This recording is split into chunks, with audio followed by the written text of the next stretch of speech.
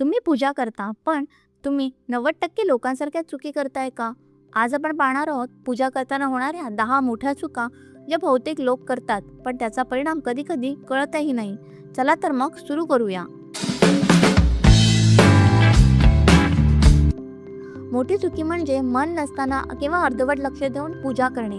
देवाला फक्त शब्द नव्हे तर मन आणि श्रद्धा आवश्यक आहे. फक्त पोटभर पूजा केली तरी प्रभाव कमी होतो.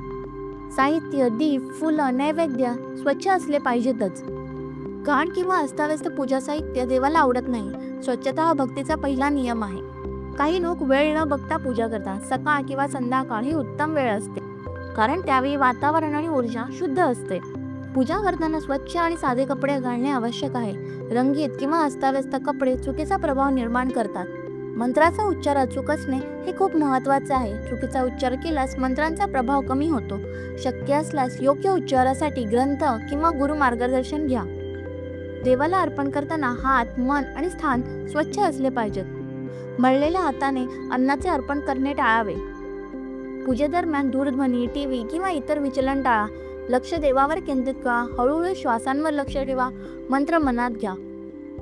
केवळ काही प्रसंगी पूजा करणे पुरेसे नाही. नियमित आणि नियमबद्ध पूजा केल्यास देवाशी आपले संबंध दृढ होतात आणि मानसिक शांती मिळते. आरती अर्धवट किंवा घाईघाईत केली तर तिचा प्रभाव पूर्ण राहत नाही. संपूर्ण श्रद्धा आणि ध्यानाने आरती करा. पूजा केल्यानंतर देवाशी संवाद संपत नाही. त्याचं स्मरण, मनाची कृतज्ञता आणि छोट्या प्रार्थना सुरू ठेवा.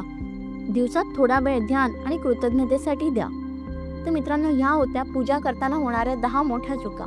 या चुका टाळा आणि तुमची पूजा अधिक फलदायी आणि शांत आणि प्रभावी बनवा. व्हिडिओ आवडला असेल तर चॅनलला सबस्क्राईब करा, बेल आयकॉन दाबा आणि कमेंटमध्ये सांगा तुम्ही कोणती चूक आधी करत होतात आणि आता ती सुधारणार आहात.